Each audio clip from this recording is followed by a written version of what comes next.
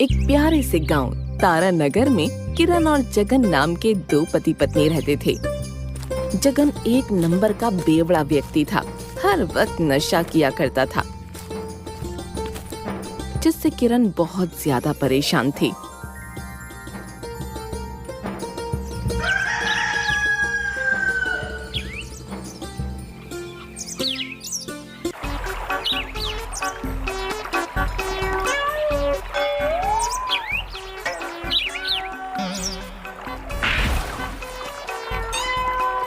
पीले पीले ओ मेरे राजा, पीले पीले ओ मोरे जानी। अरे जगन है मेरा नाम, रोज पीना है मेरा काम। अरे डिंका चिक्का ओए ओए। हे भगवान, पता नहीं ये बेवड़ा आदमी इस वक्त कहाँ होगा। अगर हाथ लग जाए ना तो आज इसका सारा नशा उतार दूंगी।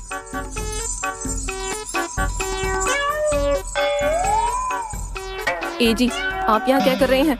मैं आपको कब से ढूंढ रही हूँ। अरे भाग्यवान, तुझे दिखता नहीं क्या? मैं यहाँ नदी के किनारे मछलियाँ पकड़ रहा हूँ। अच्छा, तो आप अब मछुआरे बन गए। लेकिन आपने जो मछलियाँ पकड़ी हैं वो सब कहाँ हैं? अब तुम्हें क्या बताऊँ भाग्यवान, मैंने उन सारी मछलियों को आजाद कर दिया है और वो अभी नदी में पानी पीने गई हैं। अरे आपका दिमाग तो खराब नहीं हो गया है? लगता है आज आपने कुछ ज्यादा ही पी ली। चलिए अब घर चलिए। नहीं भाग्यवान, आज मैं घर नहीं आऊँगा। आज मैं इन सारी मछलियों को घर लेकर ही आऊँगा। इस मूर्ख आदमी को कौन समझाए कि इसके पास मछलियाँ पकड़ने का कोई जाल ही नहीं है। इतना कहकर किरण गुस्से में अकेले ही घर चली जाती है। अरे ये बोतल इतनी जल्दी कैसे खत्म हो गई है? अब इस बोतल का इस दुनिया में कोई काम नहीं है। जैसे ही जगन उस बोतल को पीछे की तरफ फेंकता है, तभी वो बोतल जाकर एक कुत्ते को लग जाती है और कुत्ता जगन के पीछे पड़ जाता है। अरे भागो यार, अरे कुत्ते मेरे पीछे क्यों पड़ गया है? अबे कोई बचाओ यार। अबे कुत्ता काट ले यार मुझे यार। फिर जगन भागते भागते अपने घर पहुंच जाता है। अरे भाग्यवान, मुझे बचा लो, नहीं तो ये कुत्ता मुझे काट लेगा। अरे कोई बचाओ यार। अरे कहाँ है कुत्ता? आप खामखा ही डर रहे हैं, यहाँ कोई कुत्ता नहीं है। बाप रे, आज तो मैं बाल बाल बच गया यार। अगर कहीं वो कुत्ता मुझे काट लेता ना तो मुझे 14 इंजेक्शन लगाने पड़ते।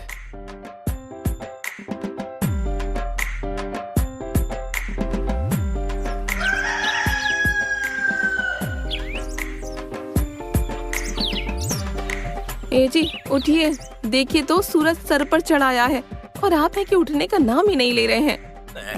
अरे क्या हुआ भाग्यवान, तुम मुझे सुबह सुबह मुर्गे की तरह क्यों जगा रही हो?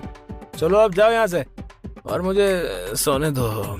ये कहकर जगन फिर से सो जाता है। हे भगवान, मैंने क्या पाप किए थे जो मुझे ऐसा आलसी कामचोर पति मिला। बस दिन भर सोते रहता है। किरण जगन को बहुत जगाती है, लेकिन जगन उठता ही नहीं है। लगता है ये ऐसे नहीं मानेंगे, अब घी टेढ़ी उंगली से ही निकालना होगा। अरे कोई बचाओ। अरे किरण, ये तुम क्या कर रही हो? मुझे बहुत तेज लग रही है। अरे किरण, मुझे छोड़ दो। बहुत हो गया आपका रोज रोज का, मैं अब आपको और नहीं झेल सकती। काम धंधा कुछ करते नहीं है जिससे हमें 2 वक्त का खाना नसीब हो जाए। अब जाइए और कुछ कमा कर लाइए। और हाँ, पैसों के बिना इस घर में कदम मत रख देना। अरे भाग्यवान, तुम चिंता क्यों करती हो? देखना, एक दिन हम दोनों बहुत अमीर हो जाएंगे और सारी दुनिया हमारी जय जयकार करेगी। यहाँ तेवर तो ऐसे दिखाते हैं जैसे खुद अंबानी के बेटे हों। अब जाइए और जाकर कुछ कमा कर लाइए, नहीं तो आज आपकी खैर नहीं। फिर किरण गुस्से में जगन को घर से निकाल देती है। अरे अब मैं क्या करूं? मुझे तो कुछ काम भी नहीं आता और एक तो ऊपर से ये किरण ने भी मुझे घर से निकाल दिया है। ए ऊपर वाले, अब तू ही कुछ रास्ता दिखा। जगन रास्ते से जा ही रहा होता है कि तभी उसे एक वैद्य जी की दुकान दिखाई देती है। अरे वाह, ये तो वैद्य जी की दुकान है।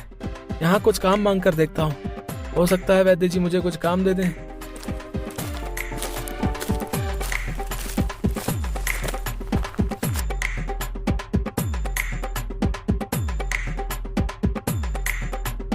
अरे वैद्य जी, ओ वैद्य जी, अरे सुनिए तो। अरे मुझे आपसे थोड़ा काम है। अरे क्या हुआ? क्यों मेरा दिमाग खा रहे हो? क्या काम है तुझे मुझसे? वैद्य जी, मेरा नाम जगन है। मुझे काम की ना सख्त जरूरत है। क्या आप मुझे काम दे सकते हैं? अगर आपने मुझे कुछ काम दे दिया तो भगवान आपको हमेशा खुश रखेगा। अरे नहीं भाई, तुम्हारे लायक यहाँ कोई काम नहीं है। चलो अब जाओ यहाँ से और मुझे अपना काम करने दो।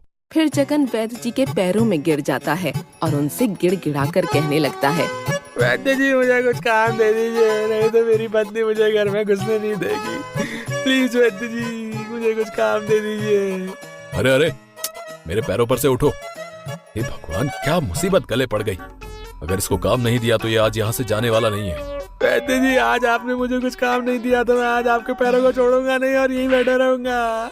अरे उठो भाई, मैं तुम्हें काम देने के लिए तैयार हूँ। बस तुम कुछ गड़बड़ मत कर देना, नहीं तो आफत हो जाएगी। फिर वैद्य जी जगन को सब कुछ समझाने लगते हैं। देखो जगन, अभी कुछ देर बाद पवन और सुरेश नाम के दो व्यक्ति ये दवाई लेने आएंगे। तुम्हें सुरेश को लाल दवाई और पवन को नीले कलर की दवाई देनी है।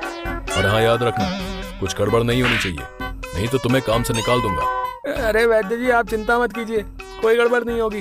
वैसे आप जा कहाँ रहे हैं? मुझे बहुत तेज भूख लगी है, मैं घर पर खाना खाने के लिए जा रहा हूँ। कुछ घंटों बाद वापस आ जाऊंगा। ये कहकर वैद्य जी अपने घर पर खाना खाने के लिए चले जाते हैं और जगन दुकान को संभालने लगता है। किरण बहुत कहती है ना मुझसे मैं कभी कोई काम नहीं कर सकता। आज मैं उसको दिखा दूंगा कि जगन क्या चीज है। कुछ देर बाद पवन और सुरेश नाम के दो व्यक्ति दुकान पर आते हैं। अरे भाई, तुम कौन हो? हैं? हमने तो तुम्हें इस दुकान पर पहले कभी नहीं देखा। और वैद्य जी कहाँ हैं? मेरा नाम जगन है और मैं इसी दुकान पर काम करता हूँ। और वैद्य जी अभी घर पर खाना खाने गए हैं। अरे भाई, मेरा नाम सुरेश है और मुझे काफी दिनों से दस्त लग रहे हैं। क्या वैद्य जी दस्त की वो दवाई ले आए? ओह अच्छा, तो तुम दोनों का नाम ही पवन और सुरेश है। वैद्य जी ने मुझे तुम दोनों के बारे में बताया था और कहा था कि वो दवाई मैं तुम दोनों को दे दूं। हाँ भाई, जल्दी से हमें वो दवाई दे दो, मेरा भी बहुत तेज पेट दुख रहा है। अरे मैं तो भूल ही गया कि वैद्य जी ने लाल दवाई किसको देने के लिए बोला था और ये नीली दवाई किसको देनी है। अरे भाई जल्दी दवाई दे दो, हमें देर हो रही है। अरे हाँ, 1 मिनट रुको, अभी देता हूँ। फिर जगन गलती से सुरेश को लाल की जगह नीली दवाई दे देता है और पवन को नीली की जगह लाल दवाई दे देता है और वो दोनों जगन को पैसे देकर उस दवा को लेकर वहाँ से चले जाते हैं।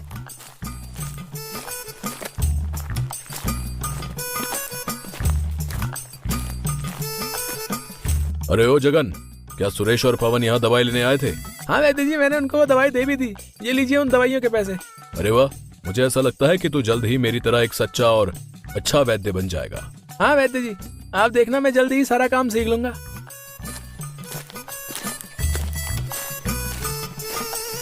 अरे वैद्य जी, आपने हमें कौन सी दवाई दे दी? इससे तो दस्त बंद होने की जगह और बढ़ गए। और मेरा तो केवल पेट ही दुख रहा था, अब तो उल्टी और दस्त दोनों चालू हो गए। पवन और सुरेश की बात सुनकर वैद्य जी को बहुत ज्यादा डर लगता है और फिर वो डरते हुए जगन से कहते हैं, क्यों रे जगन, तूने इनको कौन सी कलर की दवाई दी थी? मैंने तुझे कहा था ना कि सुरेश को लाल दवाई और पवन को नीली दवाई देनी है। मुझे माफ कर दीजिए वैद्य जी, मैंने गलती से इनको गलत दवाई दे दी। कृपा करके मुझे माफ कर दीजिए, मुझसे बहुत बड़ी गलती हो गई। तूने इतनी बड़ी गलती कर दी और तू कहता है कि मैं तुझे माफ कर दूं? रुक, तुझे अभी बताता हूँ। अरे कोई बचाओ, नहीं तो ये वैद्य आज मुझे छोड़ेगा नहीं। अरे पवन और सुरेश, मुझे वैद्य जी से बचाओ भाई। अबे साले, तूने हमारे दस्त लगवा दिए हैं और तू कहता है कि हम तुझे बचा लें? तुझे तो सूली पर लटका देना चाहिए। अरे वैद्य जी, अरे इसको इतना मारो कि इसकी सारी अकल ठिकाने आ जाए। हाँ, और ये भूल कर भी कभी ऐसा काम ना करे। मारो साले को। अरे वैद्य जी, मुझे छोड़ दो प्लीज, मुझे जाने दो। और फिर जगन वहाँ से भाग जाता है। आज तो मैं बाल बाल बचा, नहीं तो वो वैद्य आज मेरी चटनी बना देता।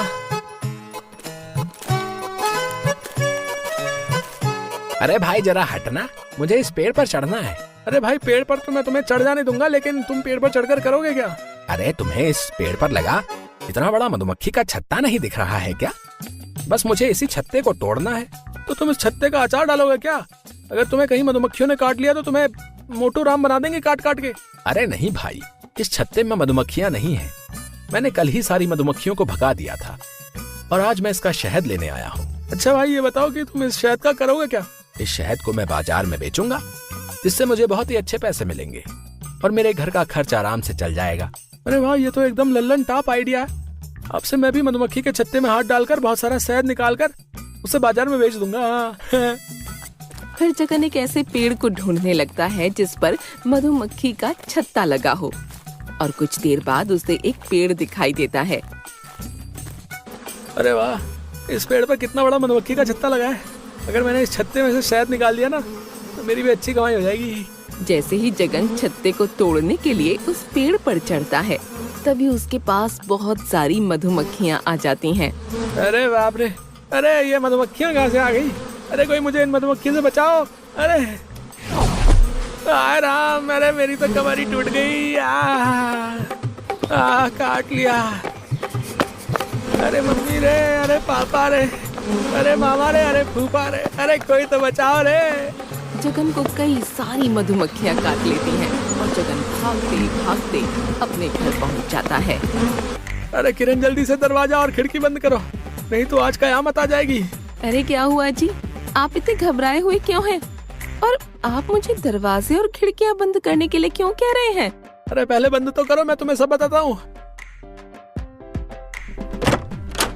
लो, अब तो मैंने दरवाजे और खिड़कियाँ भी बंद कर दी। अब बताइए आखिर क्या बात है? फिर जगन ने किरण को मधुमक्खी के छत्ते वाली सारी बात बताई। ए जी, आपको ये भी पता नहीं चला कि उस छत्ते में बहुत सारी मधुमक्खियाँ हैं? हाँ? यहाँ उन मधुमक्खियों ने मेरा काट काट कर तेल निकाल दिया और तुम्हें हंसी आ रही है। अरे हंसू नहीं तो और क्या करूं? आप काम ही ऐसा करके आए हैं जिसको सुनकर मेरी तो हंसी ही बंद नहीं हो रही। जगन और किरण आपस में बात कर ही रहे होते हैं कि तभी तेज हवाएं चलने लगती हैं और घर की खिड़की दरवाजे खुल जाते हैं और सारी मधुमक्खियाँ घर के अंदर घुस जाती हैं। अरे किरण भागो, ये मधुमक्खियाँ तो फिर आ गई। लगता है आज ही हमारा पीछा नहीं छोड़ने वाली। ए जी, आप भी ना किस मुसीबत को घर ले आए? अब ये मधुमक्खियाँ हमें छोड़ेंगी नहीं। अरे कोई बचाओ, नहीं तो मधुमक्खियाँ हमें छोड़ेंगे नहीं। हे भगवान, कैसा पति दिया है तूने मुझे? इनसे एक काम तो ढंग से होता नहीं। अरे कोई हमें इन मधुमक्खियों से बचाओ।